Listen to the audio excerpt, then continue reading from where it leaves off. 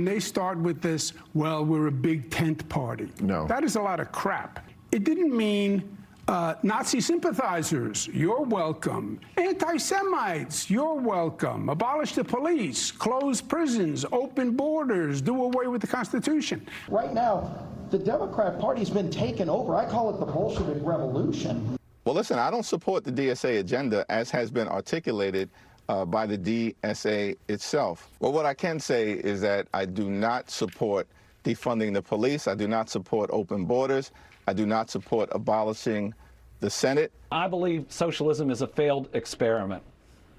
Okay, that was first the former Democrat governor of New York, Andrew Cuomo, on Bill Maher, and then top Republican Steve Scalise also going after Democrats, socialist, communists. And then you heard from top Democrats Hakeem Jeffries and Kentucky Governor Andy Beshear finally rejecting the DSA agenda, rejecting Democrat communism.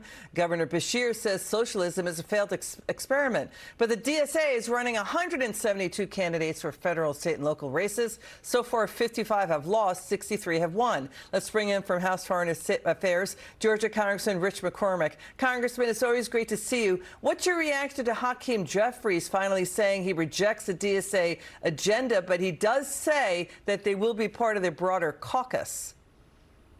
Yeah, I mean, if you look at the Democratic ideas, they always center around more government, more taxation, more regulation. It is socialism. I don't care what they call it. When you ask Jeffries what are his great ideas, it usually ends up in more taxation. It's going to end up in less revenue for the government, ironically, because people start hiding their money. We showed that with the big, beautiful bill. Before that, we had less tax revenue. Once you cut taxes and freed the businesses to do what they wanted, we actually had more tax revenue and we had a better economy. That's what Biden actually benefited from in the entire presidency, even though they wanted to get rid of it. The problem with offering more solutions from government is you're never done promising people. Right, but what is the Republican? What is the Republican messaging for the midterms? It's like the Democrats are doing the GOP messaging for them. Shouldn't the Republicans really be out there in force on all media, like Steve Scalise and you were doing, saying what they're pushing for America is poison, and that Trump, get more Trump tax cuts, like on capital gains? Yeah, how soon we forget what the big, beautiful bill did. Locked in the biggest tax cuts for businesses, saved a ton of people. About 80% of Americans benefited from that financially. It's grown wealth in America.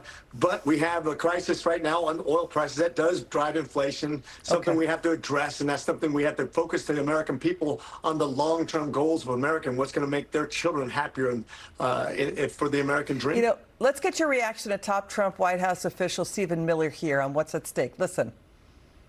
This is a struggle for the survival of America. It's that serious. It's that real. What you talked about, abolishing police, abolishing borders, abolishing ICE, abolishing fossil fuels, gutting the Department of War, these actions collectively would bring America to its knees. It would cripple us. It would crush us. It would destroy everything 250 years of patriots fought, bled, and died for. To the people at home, everything that makes your life better, Donald Trump is delivering on and fighting for. Record tax relief, zero illegal immigration, the largest reduction in murder since 1900, the lowest violent crime rates that have ever been recorded. President Trump is fighting for our families, and what do they want to do? They want to hand over our nation to illegal aliens, criminals, jihadists, and communists. This isn't the old debates we used to have 20, 30 years ago, Sean, where we're saying, oh, do you want taxes at 30% or 33%? This is a debate between people who fundamentally hate America, hate Americans, and want to sell this country to their friends for scraps. What do you say, Congressman? As a Marine who served during the Reagan administration and through the Persian Gulf and Afghanistan conflicts, we fought, we died, we've sacrificed for this great American trial, and we need to keep forward looking and make sure we don't give up on that. He summarized it perfectly. Everything the Democrats want goes to get everything that made America great. Thank you, Congressman McCormick, and thank you for your service to America. Always a pleasure to have you on the show.